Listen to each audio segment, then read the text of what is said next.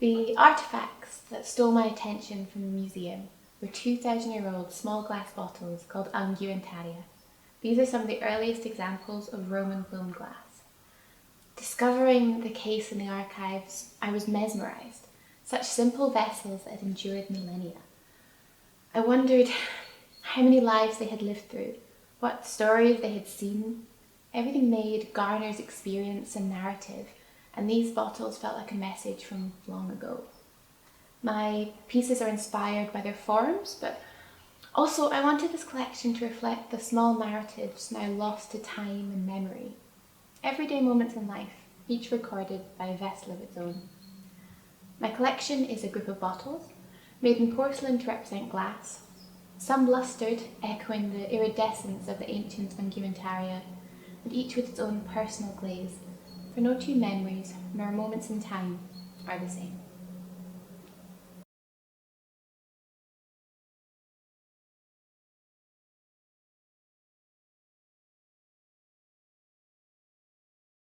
Hi, my name is Matikaite. My chosen object from the museum was an early 19th century pocket globe in its own case, made from wood and plaster. The globe itself shows the continents and the inside of the case, the celestial skies. My piece consists of 5 spheres, each one fitting inside the other, each sphere incorporating visual and symbolic interpretations from the original object. And I've taken the opportunity to represent this through the use of different ceramic techniques and materials, such as the metallic oxides of iron, chrome, cobalt, copper, and gold. The original pocket globe had an educational aspect, which included discovery and knowledge, and in producing my spheres, I had made my own creative journey of discovery. Creating a sphere from 2 thrown hemispheres was an enjoyable technical challenge, and the spheres definitely got rounder as the weeks went by. Using an existing object as a guide for building a concept has definitely proven to be inspiring.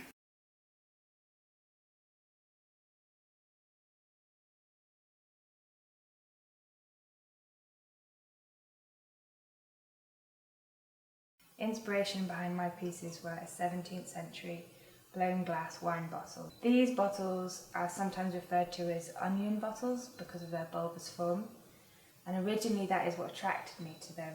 Upon closer inspection, I realised it was the surface of the aged glass itself that I found so beautiful. Now, to capture that or reflect that in my own work took extensive testing and glaze research to come up with a group of glazes that would show the qualities that I had originally found so beautiful in the bottle. I also chose to work in porcelain because it shares qualities with glass in the way that light can pass through the material. So combining this translucency with layers of glazes on a contemporary bottle form, which also sits beside a small drinking cup as an extension of the original function.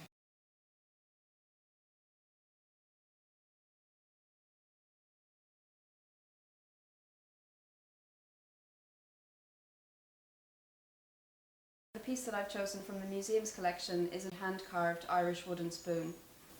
I like the spoon for the simplicity of its form. It's an everyday, humble, functional object. I started by examining the asymmetrical qualities in the bowl of the spoon itself, and from there designed a series of bowl forms. I wanted the bowl forms to sit just ever so slightly at an angle to capture the asymmetrical qualities in the spoon, but I also wanted them to capture the movement in the grain of the wood. So it was important to me that the grain became part of the fabric of the clay.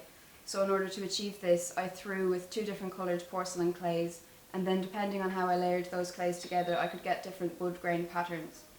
For me, this worked on 2 levels. It looks like wood grain, but it also reveals how the clay moves when it's thrown on the wheel.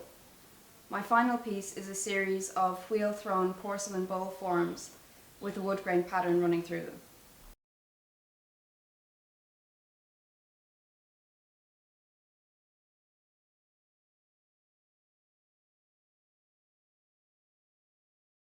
The piece I've chosen is a bronze Iranian begging bowl, and what really attracted me to the piece first was the interesting flattened boat-like form, and especially the intricately carved surface decoration. So my aim was to really showcase the surface pattern and pay homage to it. So what I've done is I've created a new form based on the angular flattened form of the begging bowl, and recreated the metallic engraved surface using clay.